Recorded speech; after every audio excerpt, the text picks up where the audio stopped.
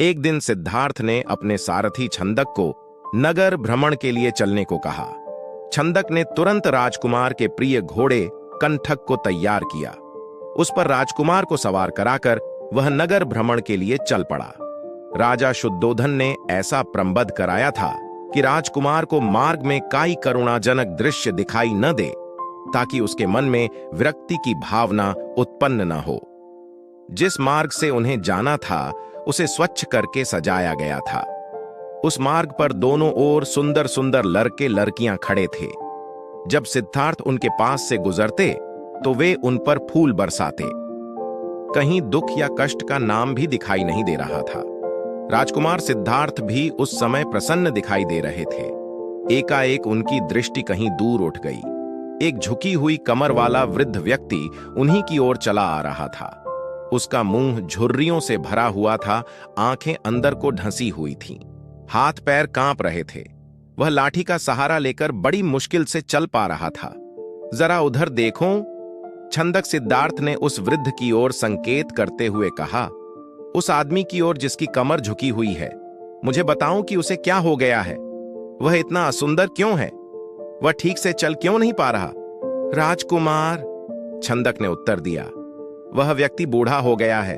उसकी आयु अधिक हो गई है।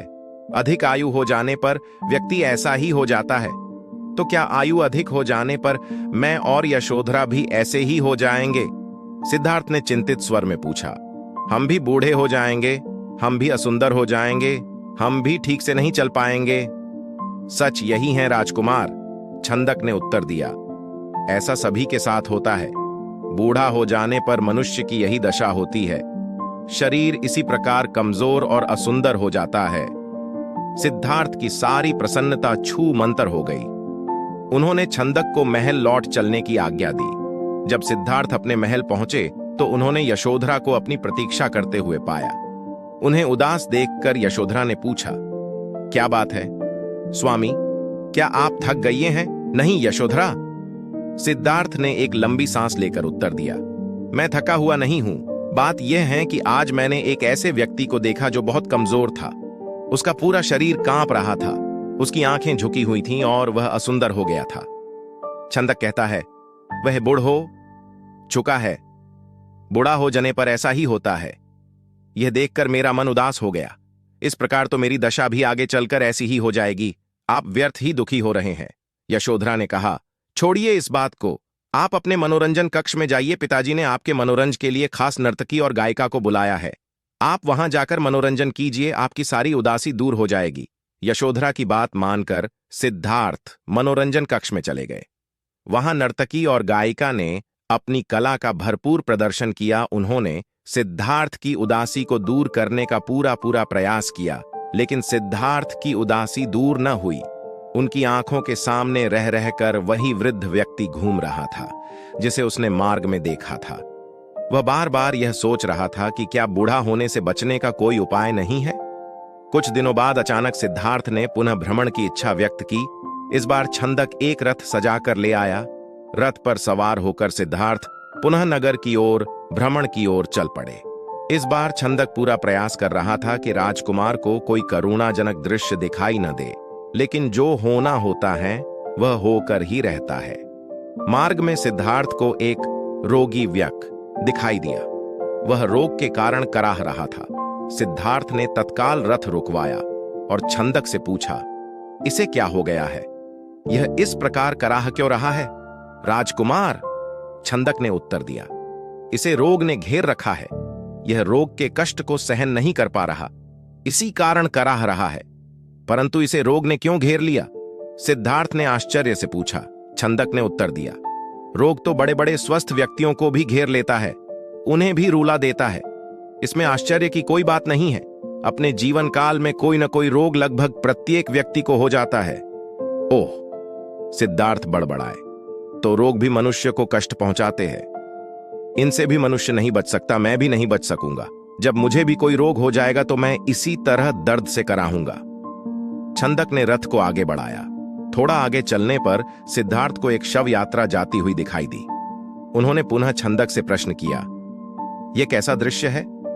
4 व्यक्ति अपने कंधों पर किसे लेकर जा रहे हैं? इनके पीछे कुछ लोग रोते हुए क्यों जा रहे हैं?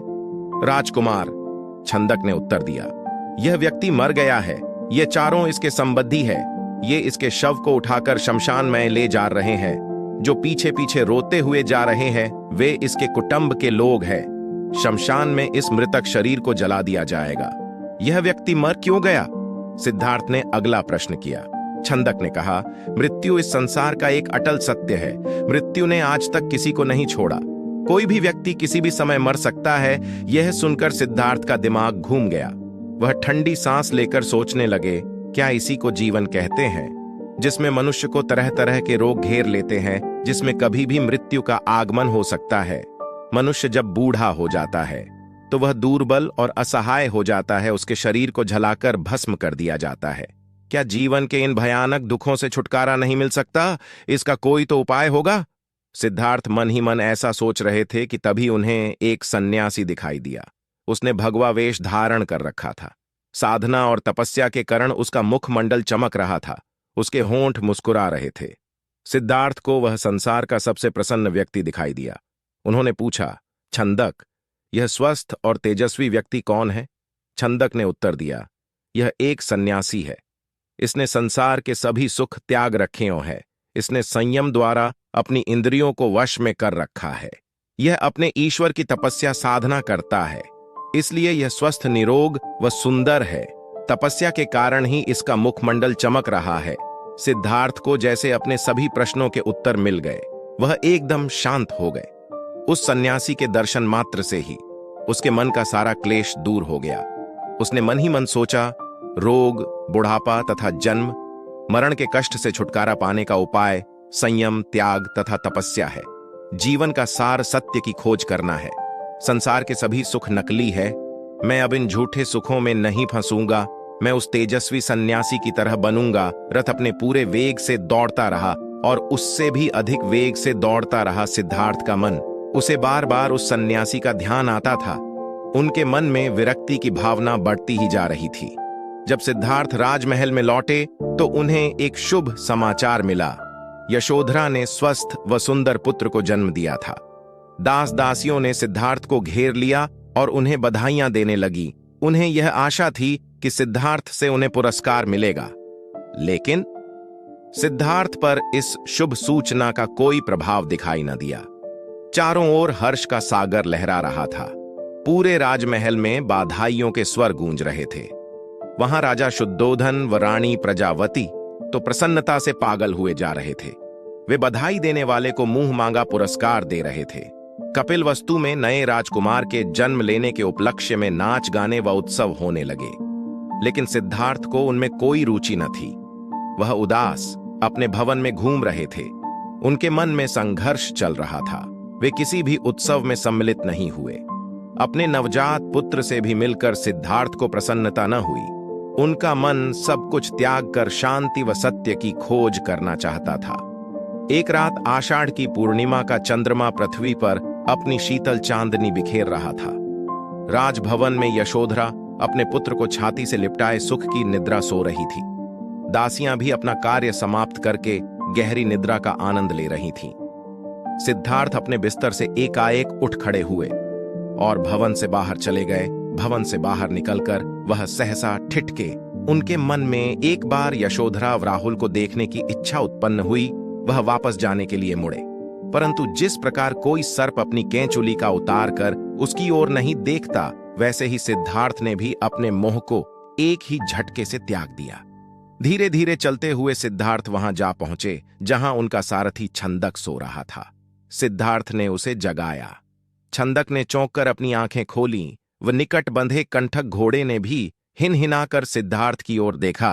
राजकुमार, छंदक ने नम्रता से आश्चर्य से कहा, आप और यहां, वह भी रात के इस समय?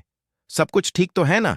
छंदक, सिद्धार्थ ने आदेश दिया, तुरंत रथ तैयार करो। मैं इसी समय राजभवन से बाहर जाना चाहता हूं। छंदक ने ध्यानपूर्वक सिद्धार्थ की ओर देखा। वह कुछ पूछना चाहता था, परंतु पूछने का साहस न कर सका। रथ को तैयार करके वह सिद्धार्थ के निकट ले आया।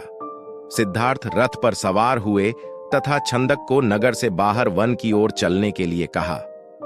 चारों ओर गहरा अंधकार था। वहां सन्नाटा छाया हुआ था। जंगली जीव जंतुओं की आवाजें कभी कभी सन्नाटे को भंग कर देती। वातावरण बहुत डरावना हो जाता। घने जंगल के निकट सिद्धार्थ ने छंदक को रथ रोकने का आदेश दिया। रथ रुकते ही सिद्धार्थ नीचे उतर आए। सामने ही यमुना नदी अपने पूरे वेग से बह रही थी। उस समय वे अनुप्रिय नामक स्थान के निकट खड़े थे। सिद्धार्थ ने अपनी राजसी वेशभूषा उतार दी। साथ ही उन्होंने एक एक करके अपने आभूषण भी उतार दिए। अपने वस्त्र व आभूषण उन्होंने छंदक को दे दिए तथा लौट जाने का आदेश दिया।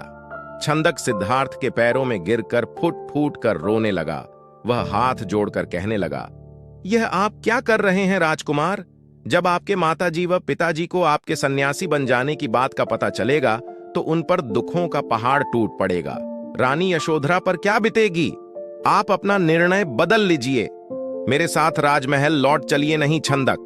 सिद्धार्थ ने सुंदर व सुगंधित बालों को काट कर कहा, मैं अब नहीं लौटूंगा। मैंने सोच विचार करके ही यह निर्णय लिया है।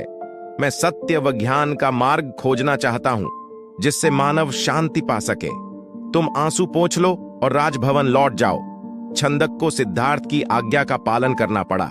उसने सिद्धार्थ का चरण स्पर्श किए, उनके कीमती वस्त्रों व आभूषणों को रथ में रखा और कपिल वस्तु की ओर चल पड़ा।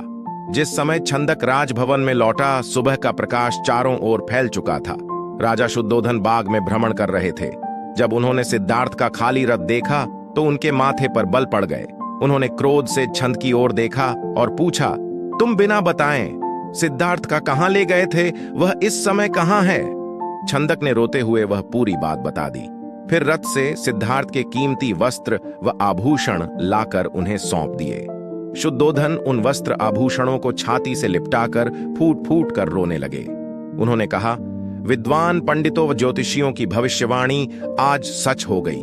मेरा बेटा संसार के सभी सुखों को ठुकराकर सन्यासी बनने चला गया। रानी प्रजावती को जब इस बात की सूचना मिली तो वह पछाड़ खाकर गिर पड़ी। जब यशोधरा तो पता चला तो वह भी इस बात को सहन न कर सकी। वह विलाप करने लगी, हैं स्वामी, तुम बिना कहे ही घर छोड़कर चले गए मुझसे। कम से कम एक बार मिल तो लेते। क्या मैं इस योग्य भी नहीं थी? क्या तुम्हें अपने छोटे से पुत्र का भी धन नहीं आया? कम से कम उससे तो मिलकर जाते।